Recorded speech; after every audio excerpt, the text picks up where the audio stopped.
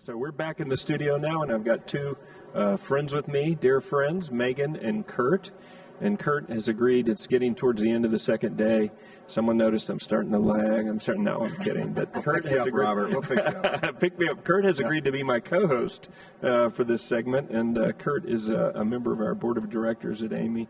And well, you introduce you. I don't want to go through it all. You do it. I'll take Sure. Kurt's And thanks for having me and letting me co-host with you. Yeah, of course. Of course. Tell folks who you are. Yeah, Kurt Fink. I'm on the AMI board of directors, and I'm on the executive committee, but also the vice chair for HTM on the board. Yep. And we really appreciate it. And involved with AMI how long? Involved with AMI and coming to AMI conferences for 30 plus years. Been on the board of directors for a good dozen years. Yeah. So long time involvement. And we're joined by Megan Friel. So Megan, welcome. Tell folks who you are. Yep, Megan Friel. I work for the Department of Veterans Affairs. I'm the director now of the HTM program. About 2 months in officially, but been doing this role for about 2 years now. All right, so you're detailed there, sort of acting in front of your title or something for 22, 24 months, and now official. So congratulations. Thank you. So how long have you been coming to AMI, or either AMI Exchange or involved with AMI? Yeah, and most of my career I've been doing this. So I'm coming up on 19 years here with the VA, and I've been coming to AMI most of those years. So. Fantastic. All right, now Kurt, you jump in with me here as we go. So don't let me just run things over here. If you got questions, jump in. But I want to start with one. Just tell us how you got into the field, a little bit about your background that brought you to this point, a very senior leadership position. Absolutely. So it really started back in undergraduate, I would say. I went to Texas A&M University and Gig 'em. Yeah. Houston boy here. I know the Aggies well, so congratulations. Thank you.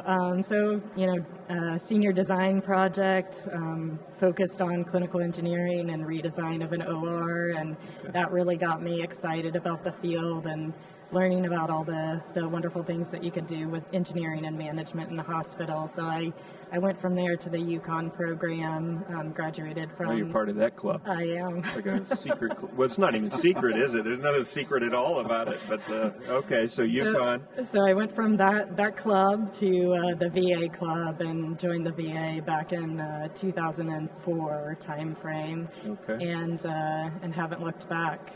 Started up in Boston and then worked my way down quickly to DC to central office, and have been with our central office since then. Okay. So say a little bit about how VA is structured. So you shared with us what your position is, but what does that mean? Yep. So we have one VA central office, which provides the policy and the oversight and the spreading of best practices across our HTM departments. Folks don't actually report up to me from the field, but we then have 18 VISNs, so regional groups of hospitals, and I interact with those folks. We have chief VISN biomedical engineers in each of our VISNs, and I interact with those folks on a very regular basis. And then from there, we have about 170 medical centers, healthcare systems, and those VISNs have groupings of those medical centers within them. So we all, there's a chain of command kind of structure, but really within the HTM community, we're very blessed to work hand in hand regularly with each other throughout that community. And Megan, you mentioned best practices. The VA HTM presence here is very palpable, and the energy and the excitement from them is amazing at the exchange.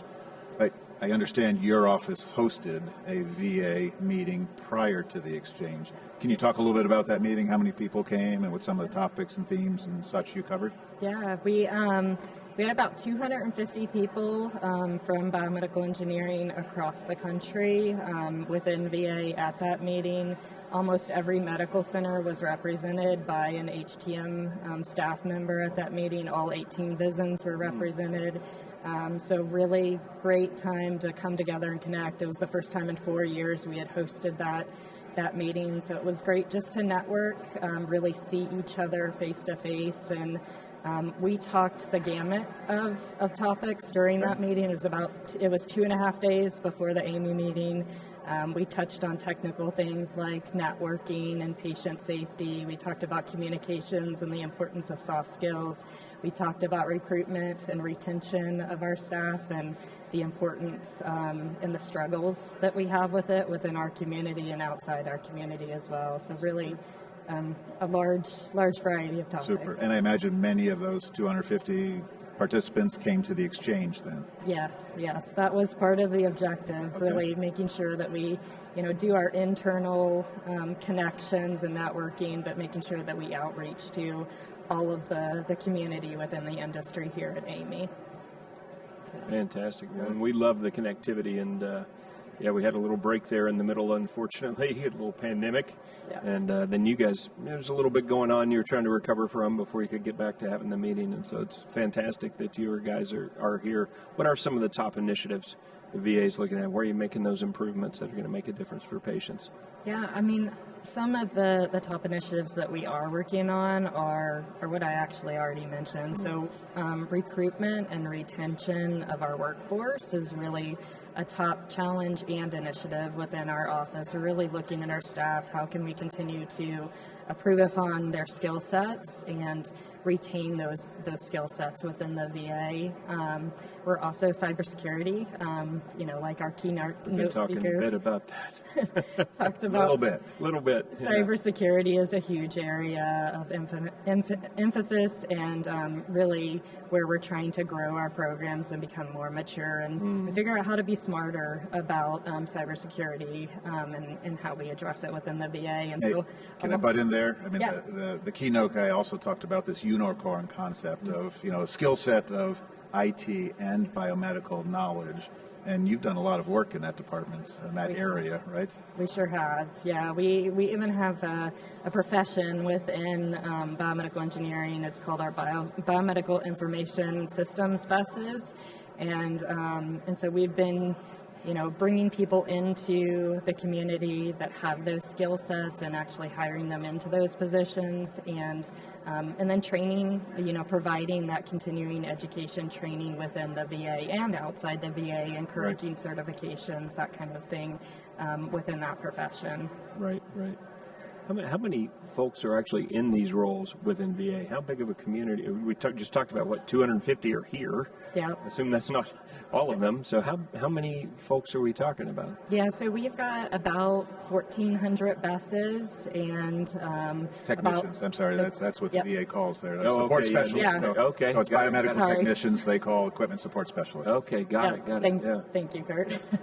And then about 400 biomedical engineers, so degreed engineers. So you guys have to be one of the largest employers, right? I think so. Certainly from the HDO perspective, they are the largest. Okay, Yes. got it. And growing. There's, just like every other organization, there continues to be opportunity growing within HTM, just with our scope and the cyber and networking that we just talked about. Every time I pass by the Career Center here at the Exchange, there's an awful lot of activity in there, and I notice VA has a presence there as well. We do. Yeah. We do. Yeah, that's great. That's fantastic. Yeah. So what? And Kurt, I know this is near and dear to your heart. How do folks find the VA? If we have young people that are watching, what's the path to get on? Where do they begin?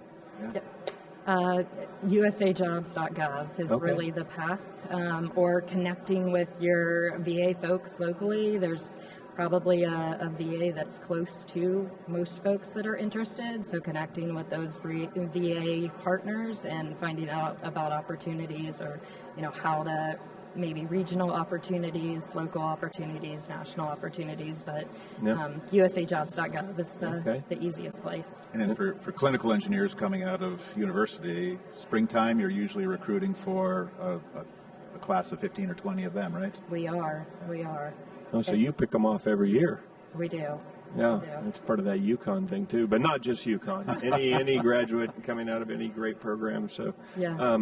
So that's at the clinical engineering level, coming out of school. Yeah, and they have a developmental program. It's a 2-year developmental program. Okay. And they take recent graduate engineers, they put them to work, Okay. but they're also helping them transition Now, from the academic environment to the. does that have to be a biomedical engineer? Do you sometimes take related fields, or what does that look like? So it is specific to the occupational field. So right Okay. now we're focused on biomedical engineers. We've done BMETs before in the past. We don't have a program currently, but we're looking to that for the future. Okay, got it. So do you bring folks? You must bring a lot of folks in at the BMET level, though, right? We do. And what qualifications do folks need? And I know it can vary, so I don't mean to oversimplify this. But once again, I'm thinking of that young person watching. Says this might be for me. What do they need to know? Do they obviously finish your high school, get that done?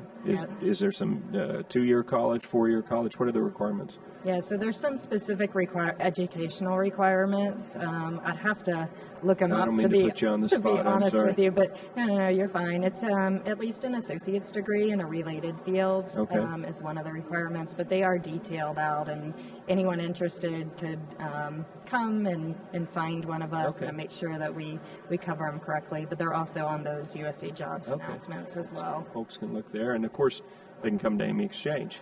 Because you guys, as Kurt pointed out, you guys are in the Career Center, I think every year. I mean, every year you've been able to participate that I've been here. So. And Robert, I'd add too, because I've seen their recruitment ads. They've got a lot of opportunity for those entry-level positions you're talking about, but they also have large, complex hospitals where they're looking for a director of clinical engineering, HTM, and so very seasoned clinical engineering managers may want to talk to VA or look at VA as well.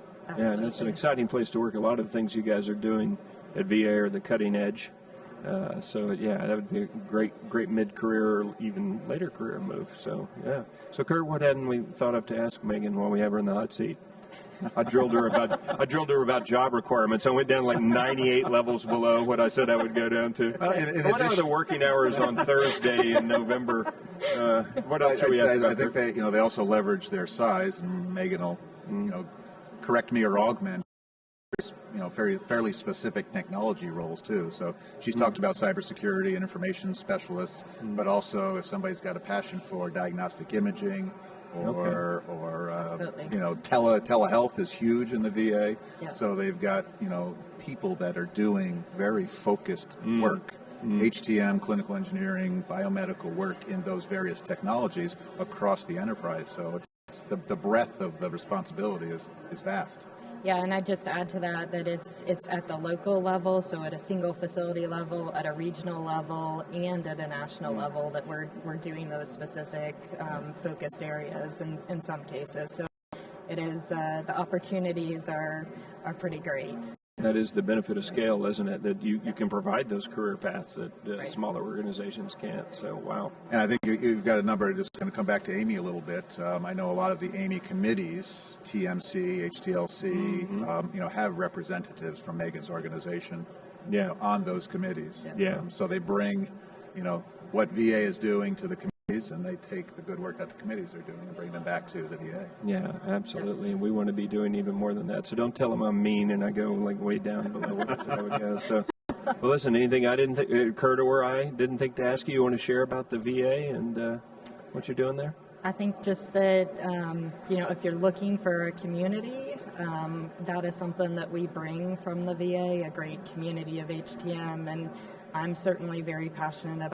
And as well as the mission of the VA, it's a very special mission, and I know it's what keeps us all, very grounded in the importance of what we're doing. Yeah, it's always about the patient, but you guys have a very special community of patients that you serve. So thank you for everything you do.